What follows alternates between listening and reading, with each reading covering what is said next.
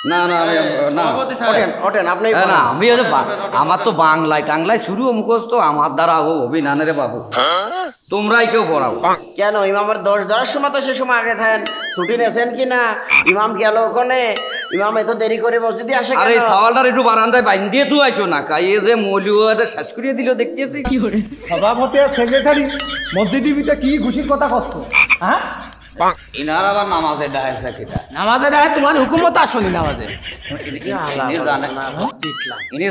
ইনি জানে না আমি মসজিদের সভাপতি জানে না আল্লাহু আকবার আল্লাহু আকবার আল্লাহু আকবার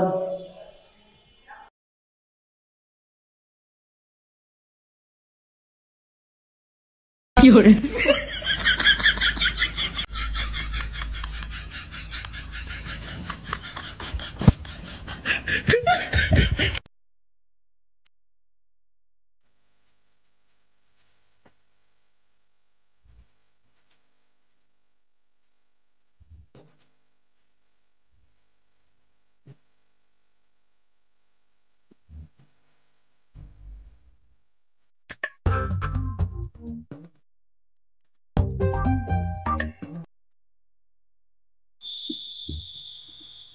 সপ্তাহে একদিন আসি মসজিদে তাও এত লোকজন আছে আমার বসার জায়গা আমি মসজিদের সভাপতি আর আমার থাকে না বসার জায়গা যাচ্ছি আসসালামু আলাইকুম সেক্রেটারি সাহেব ওয়ালাইকুম আসসালাম সভাপতি ছুটি হয়েছে ইটু সাল পাল খা মসজিদই আসে হ্যাঁ ওর বাপ চাচারা কেউ মসজিদে আসে না ইটু সাল পাল আসে আর তোমার টুপি টুপি ছাড়া মসজিদে আসো কারণ সেক্রেটারি এটা ভাব খাপ আছে না অন্যরকম চলে আসছি এখন আর কি করা যাবে কেশিয়ার নাকি ওরে সর মুনাইতে বেড়া এসে বিশাল আজি হয়েছো তোমারও তো একই অবস্থা তাহলে মসজিদের এই হালি হবে সপ্তাহে আসি একদিন তোমরা টুপি ছাড়া নামাজ পড়ো চলো মসজিদে মাছ হলে লুটিয়ে ফুটিয়ে খাও টুপিটা যে গত সপ্তাহে যাইয়ে খুলিয়ে সালের পাতায় গুজিয়ে থুইছিলাম সেটা আবার ময়লা চড়াইছে সেটা আবার খাইছিয়ে দিচ্ছে ও তুমি তো পীর সাহেব আসসালামু আলাইকুম ওয়া রাহমাতুল্লাহ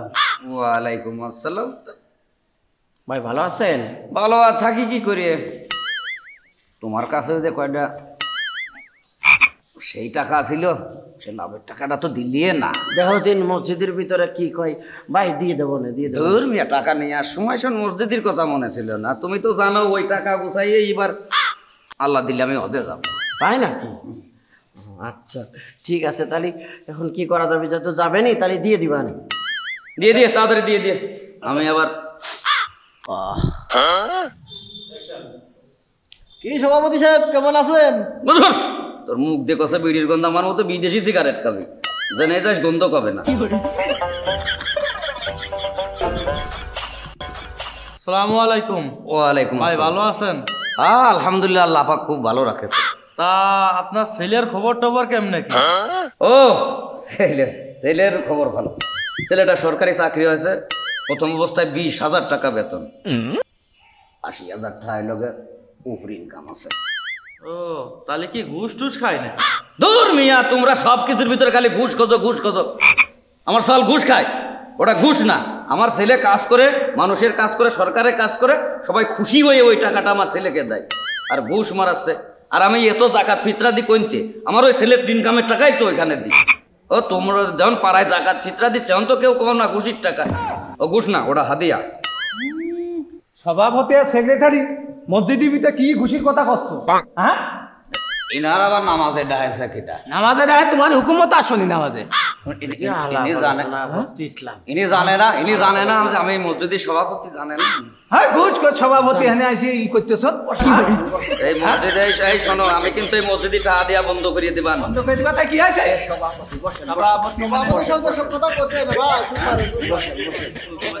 মানুষজন হয় না মানুষজন এইরকম হলে আর হয় না এই ওই ইমাম সাহেবের ডাক দাও নামাজ শুরু করে সময় হয়ে গেছে মানুষের কথা আর শোনা যায় না এভাবে আর চলে না আমি তোমার মসজিদের সভাপতির মধ্যে থাকবার না রাগ করার দরকার নেই ভাই রাগ করেন না যা হয়েছে রাগ করেন না ভাই ডাক দাও ইমামের ডাক দাও সাধারণ মানুষ তো বোঝে না রাগ করেন না ভাই রাগ করেন না এই আপনারা কি এরকমই করবেন না নামাজ পড়বেন এই ইমাম কোথায় সভাপতি সাহেব, ইমাম সাহেব তো ছুটিতে আছেন, তা আজকের নামাজের দায়িত্ব আপনার, আপনি নামাজটা পড়ান।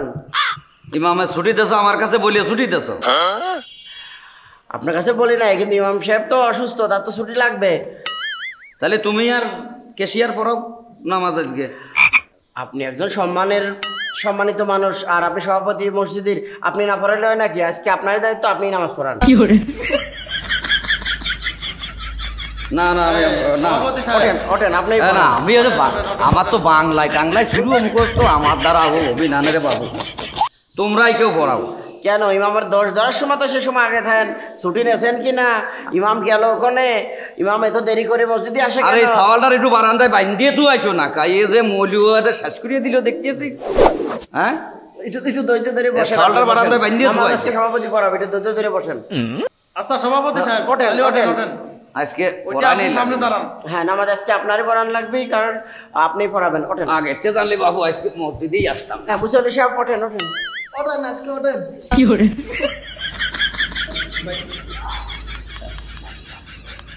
তুমি না বলছো বিমা, তুমি কি করো?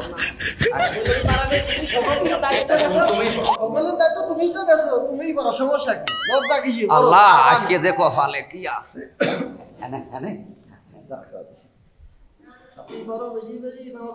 আশা দেন। এই দাও, ইকামত দাও। الله أكبر الله أكبر الله أكبر الله أكبر أشهد أن لا إله إلا الله أشهد أن لا إله إلا الله أشهد أن محمدا رسول الله أشهد أن محمدا رسول الله حي على الصلاة حي على الصلاة حي على الفلاح حي على الفلاح قد قامت الصلاة قد قامت الصلاة الله أكبر لا إله إلا الله الله أكبر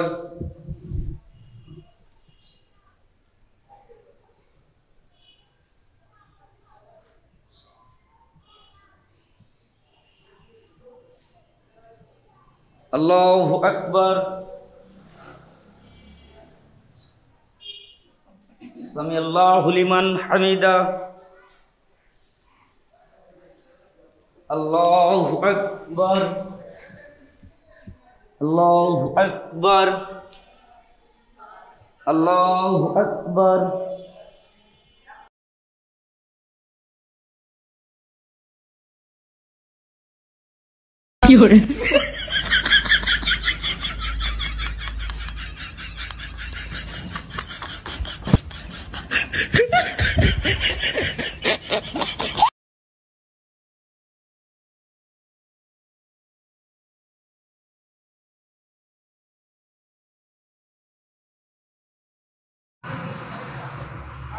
ইমাম সাহেব কোনে গেল, পলাইছে নাকি? হ্যাঁ, কারণ কি?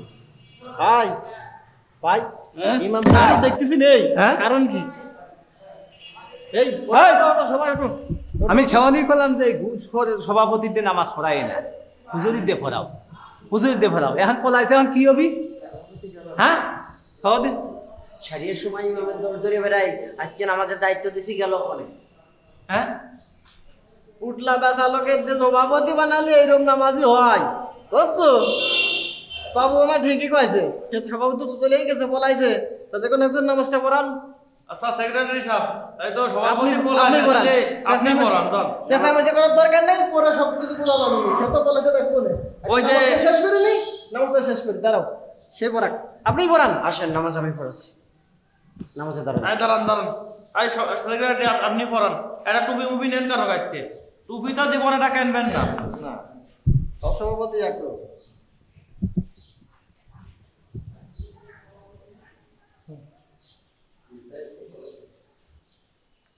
আল্লাহু আকবার।